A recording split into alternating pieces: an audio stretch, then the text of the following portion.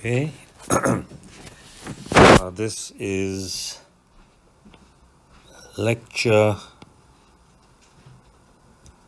25, part 1.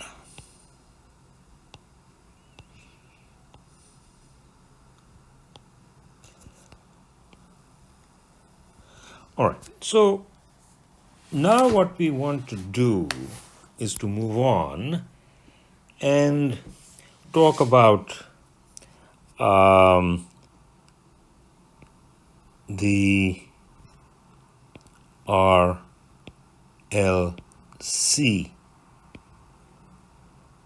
circuit. We've discussed RL and RC circuits, both source-free and forced. And now we want to discuss circuits with both resistance, inductance, and capacitance. And when one has all three elements in the circuit, then the circuit produces at least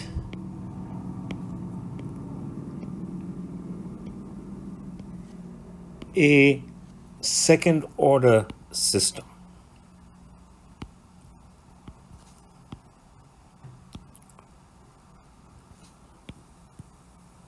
Okay? And by this we mean that one obtains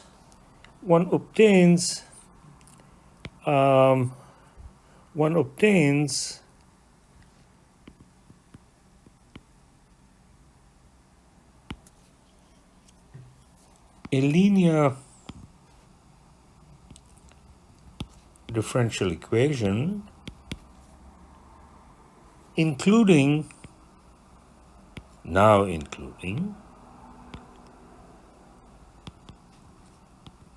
a second order derivative. Okay? Or it could mean or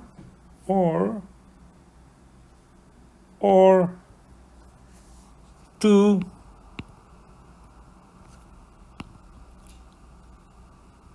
simultaneous linear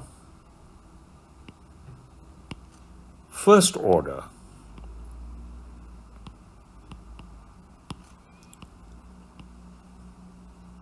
differential equations. All right? So that's what we mean by a second order system. The differential equations are going to be of second order, which means they're going to be, they'll have second derivatives, and those are the cases that we are going to consider where the differential equation is such that we have a second order derivative in it. Now, if you have a second order differential equation, then you can see that you need to evaluate two arbitrary constants. So let's write down here, need to evaluate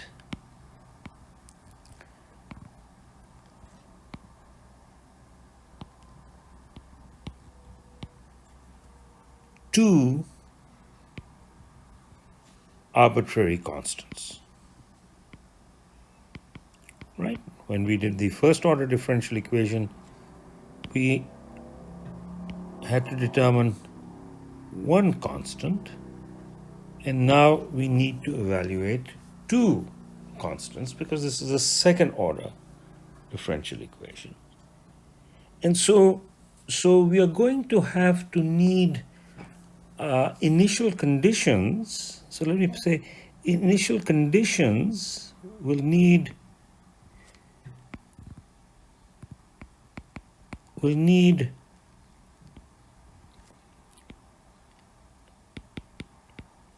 initial conditions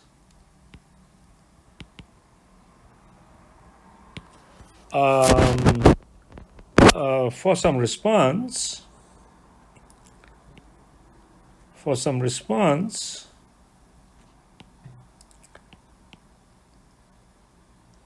as well as for the derivative. All right. So not only are we going to require, say, the value at 0 plus of some property, say the voltage, but we are also going to need the value of the derivative of the voltage at 0 plus. Okay, so now we have two initial conditions, one on the property and one on its derivative. All right. Now, the most interesting aspect of these second order systems is the following, and that is for a given configuration. All right, for a given, let's write that down. For a given configuration,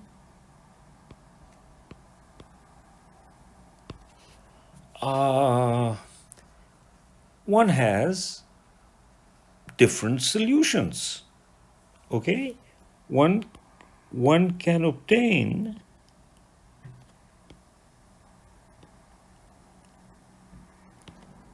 different solutions depending upon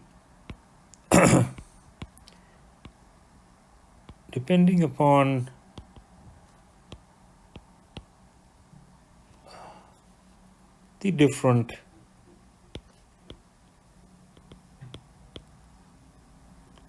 element values. So if the values of R, L, and C change, one can have a completely different solution to the problem, even though the configuration of the circuit remains exactly the same. All right? So we are going to follow the same approach as we did for the RL and RC circuits, and that is we are going to begin with source-free RLC circuits, and of course we're going to assume that there's energy stored in both the inductor and the capacitor, all right, and thereby find its natural response. And following determining the natural response of RLC circuits, we will then go ahead and switch on DC sources, just like we did for the RL and RC circuits, and thereby determine the forced response, and consequently obtain the total solution as is sum of the natural response plus the forced response, or equivalently the complementary function plus the particular function, all right, to put it in the language of mathematicians. Okay, so let's begin with the source-free, this is the source-free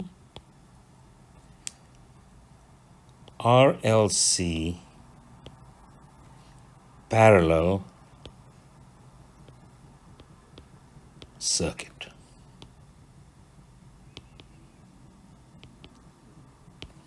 All right. Okay. So we are going to determine the forced response of a parallel RLC circuit.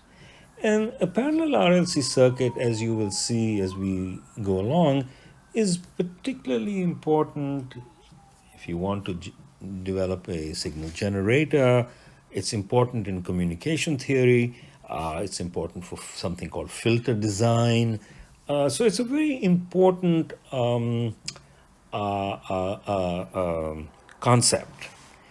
So let me draw the picture of what we are going to do. So let's consider a parallel RLC circuit. So this is L. This is C. And this is R. All right. And so if I put an inductor and a capacitor in parallel, then the resistance of the inductor coil, can be represented by this R in the circuit. And so the energy losses in the circuit are not entirely equivalent to those losses in the resistor, but nonetheless, this resistor can represent the resistance in the overall RLC circuit. All right, and I'm going to assume then that this point is my reference, and so this is plus minus, right? This is plus minus, and I'm going to assume this voltage to be V, and I'm further going to assume that the initial current through the inductor at T naught is in that direction, okay? At T naught, if you like. All right, so this is I of T naught, okay, going upwards. All right, and so let me also assume that I at 0 plus equals I0, and consequently there is energy stored in the inductor at 0 plus, which is 1/2 L I0 squared, and I'm going to also assume that V at 0 plus is some V0, and consequently the energy stored in the capacitor is 1/2 C V naught squared. So there's energy stored, and hence I can obtain a response, and so that's what we are going to try to accomplish today. All right, and so let's write down KCL. Write down KCL. All right, for the top node, this is a single node pair circuit. Assign a V and write KCL. Same old idea as chapter 2. So let's write down the equation. The current flowing through the capacitor is C dV dt. The current flowing through the resistor is 1 over R times V, and the current flowing through the inductor is plus 1 over L, the integral from T naught to T of V dt, minus I at T naught. Why minus? Because, as I said, I have assumed the initial current to be moving towards the top node. And all of this equals 0. All right? We are experts at writing integral differential equations. I mean, we know how to do it. Given any circuit, you can do this. So let me now continue And let me now differentiate both sides. So differentiate. Just let's differentiate. Okay, and so you will get C d2v dt squared. I mean, that's the first equation is an integral differential equation, and I want to convert it into a differential equation. So what do? I just differentiate, get rid of that integral. So then I have 1 over r dv dt plus 1 over L. The differential of the integral is the value of the integrand at the upper limit. So it's simply v of t. So I'll put that down here. And then the differential of the constant I of t naught is 0. So this is equal to 0. So this is my differential equation. And this is what I now have to solve. Okay? So, we've already seen that in our first order systems, we assumed exponential solutions, some sort of an exponential decay. Okay? And it worked out really well. And one of the reasons it worked out well was that in that first order differential equation, the solution and its derivative were the same, of the same function. That is, the solutions were exponentials. The derivative of an exponential is also an exponential. And now I want a second derivative. And the second derivative of an exponential is an exponential. So why not assume an exponential solution? Okay? So let's assume, let me write down here, assume v of t equals ae to the st. Let's make that assumption. But in this case, let's be a little more general. That is, let the constants a and s be complex. Okay, so I'm being a little bit more general than in the past because I've got two constants a and s, and let me assume they are complex. So if this is a solution, let's try it out. So you plug it back into the differential equation, and so if you differentiate this function twice, you get s squared. So substitute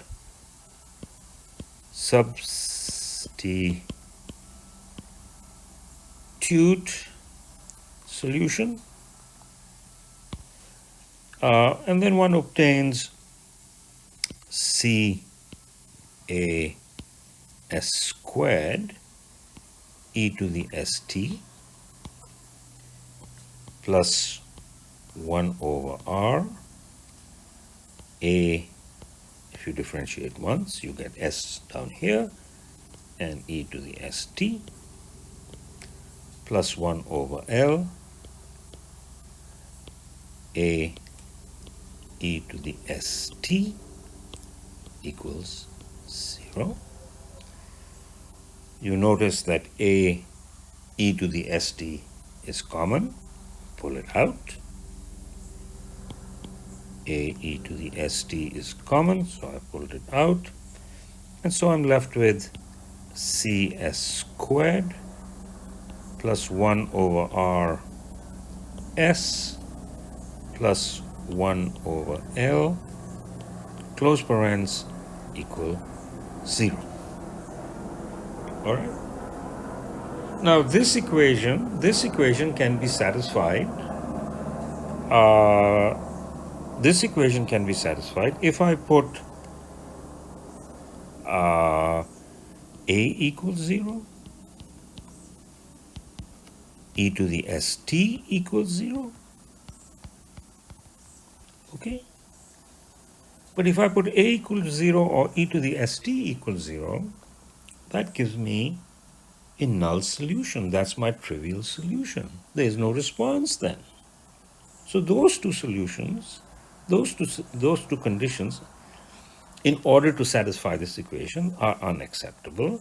And so what is acceptable is the following. That is, and I'm wondering where I should put it.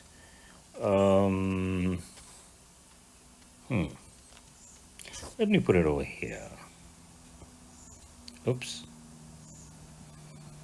Let me put it over here. Okay, so we can see what's going on. So what I'm going to say is, let's then say that cs squared plus s over r plus 1 over L equals 0. All right? This is called an auxiliary equation. This is called an auxiliary equation. In mathematics, in your differential equations course, they call this a characteristic equation. All right? And if you look at this equation, you realize it's a quadratic. And we know how to solve quadratic equations. So I'm going to write down the solution right away. And the solution is, there are two solutions, S1, 2. Okay, and I'm going to write it down right away. I'm going to go over this process. This is 1 over 2RC plus minus the square root of 1 over 2RC squared minus 1 over LC. Okay, so there are my two solutions. All right, so let's continue. Let's continue. Maybe what I'll do is I will let me write this equation on this page also, just so that we have it. Yeah, let me rewrite it over here. It's S1, 2 equals minus 1 over 2RC plus minus the square root of 1 over 2RC squared minus 1 over LC. All right? Now, so there are my two solutions for S1 and S2. And if I replace S by S1, then my solution, okay, if you replace S by S1, then the solution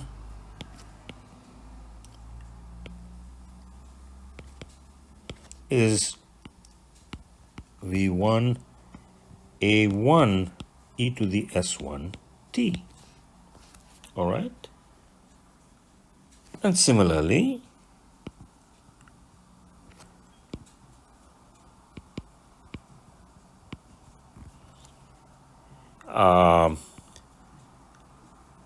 if one replaces S by S2, then the solution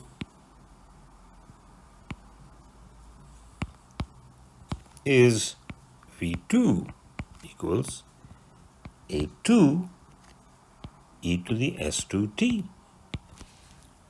right? Now, V1 satisfies the following differential equation, all right? V1 satisfies the differential equation C d2v1 dt squared plus 1 over r dv1 dt plus 1 over L V1 equals 0. And V2 satisfies the differential equation C d2v2 dt squared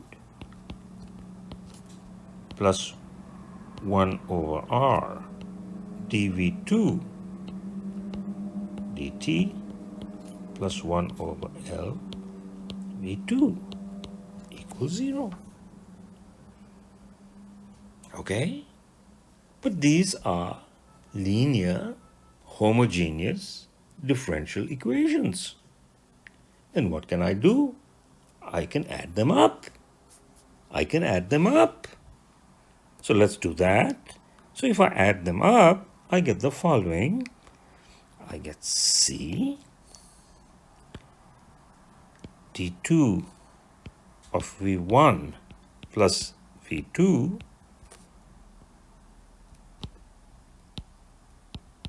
dt squared plus 1 over r d by dt of V1 plus V2 plus 1 over L V1 plus V2 equals 0. Right? So we see that the sum of the two solutions, V1 and V2, is also a solution. All right? Linearity triumphs. All right? So if V1 is a solution and V2 is a solution, so is the sum a solution. And so the most general form, and I'll do it over here, the most general form of the natural response, so let's write it down here, general form of the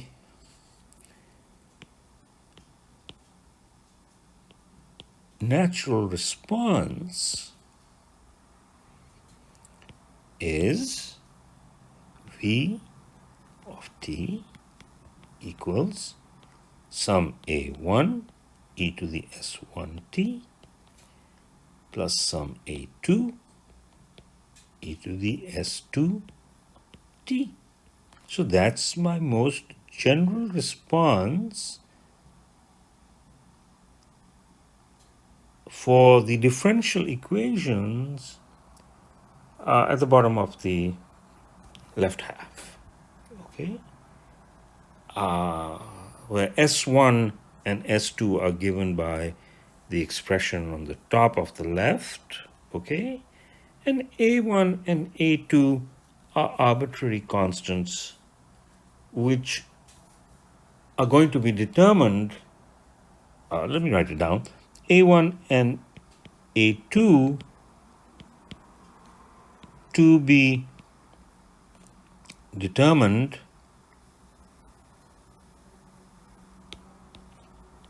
by satisfying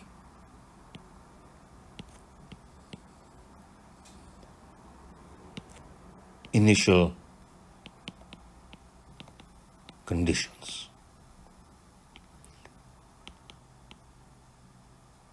Okay? And as I said to you earlier, these initial conditions may involve an initial condition on a derivative. All right? Okay. All right. So let's now go on. Let's now go on to the next thought. And the next thought is the following. The exponents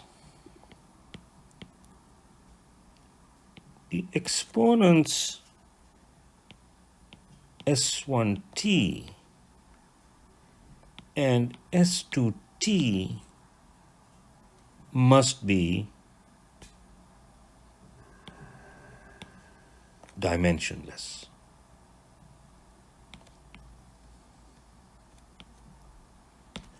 Okay? And therefore,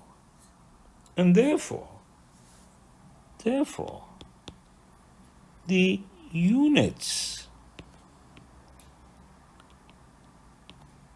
of S1 and S2 must be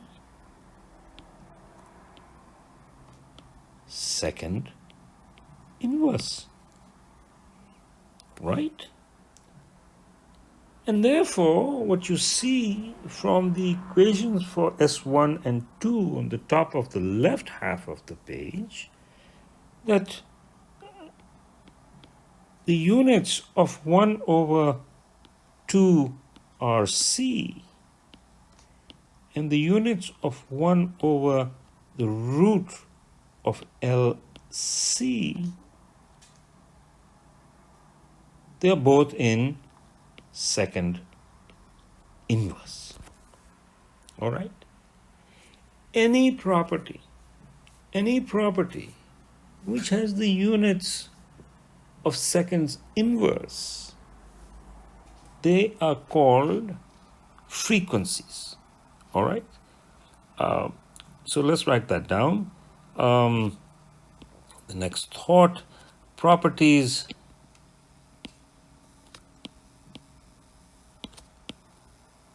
with units of second inverse are called frequencies.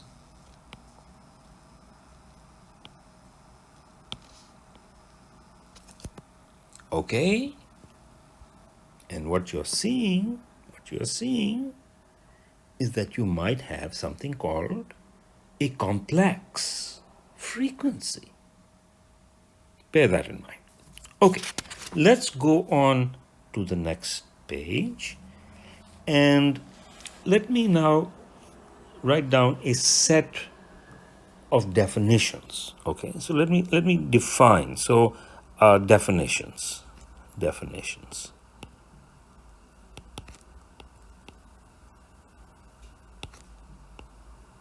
Okay, let me call something the resonant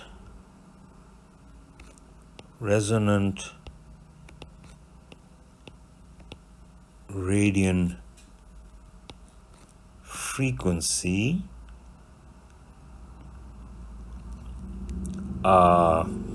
okay, omega 0 as equal to 1 over root of LC. All right, let me call the exponential, let me define the let me do it over here, exponential damping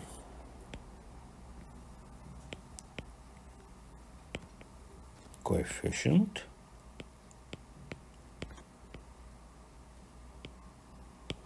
or NEPER, NEPER frequency C as alpha equals 1 over 2 RC. Okay. alpha is a measure of how rapidly the natural response dies down, okay, to its final value, whatever it is, okay. And finally, let me define let me define S1 and S2 as being let me say simply called complex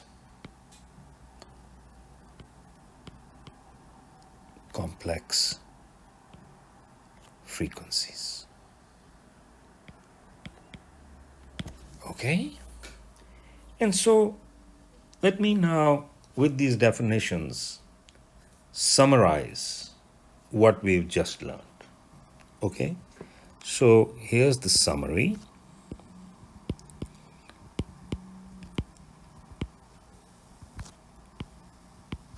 Okay.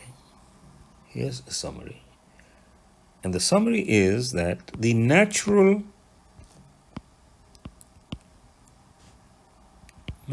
response,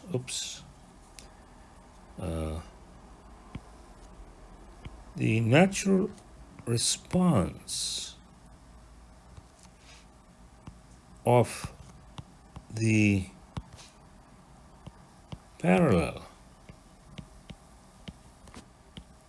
RLC circuit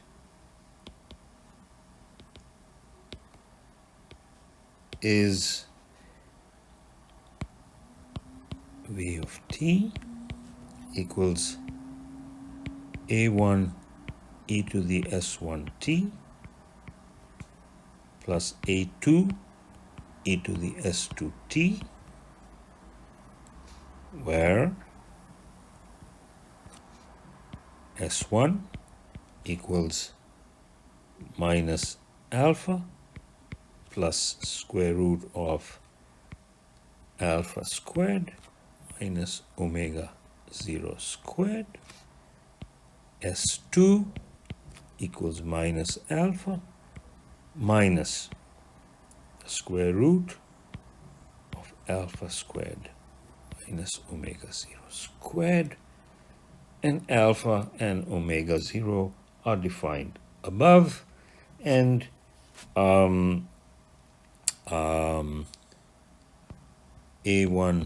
comma A2 are obtained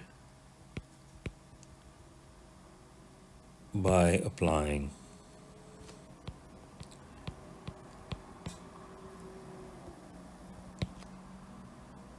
the two initial conditions.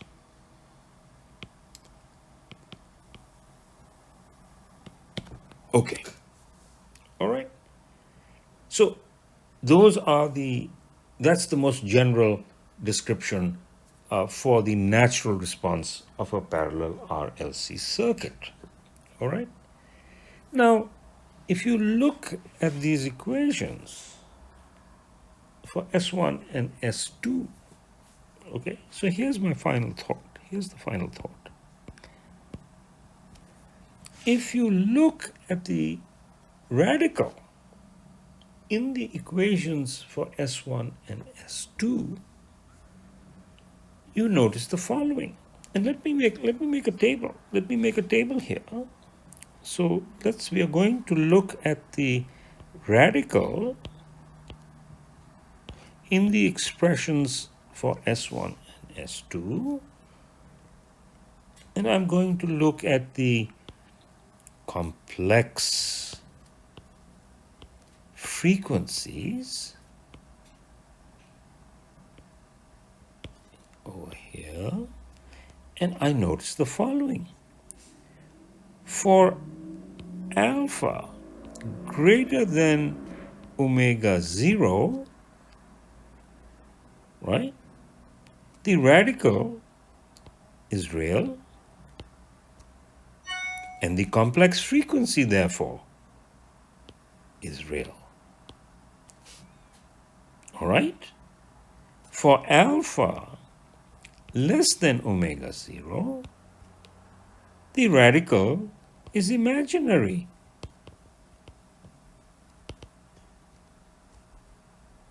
And therefore, the frequency must be complex. Right? So you immediately see that depending on the values of R, L, and C, or equivalently alpha and omega 0, you can get two completely different solutions. Right? You can get a solution which is real, and you can get a solution which is complex. They can be completely different. And finally, for alpha equal to omega 0, the radical is 0. Ha. What happens here? What happens here? Well, so let's leave that as a question mark as to what happens in that case. Okay? It's very interesting what happens. So let me end part 1 here. All right? And in part 2, I'm going to actually do a problem for you to explain some of these ideas. Okay, so let me stop here and end 25 part 1. Okay.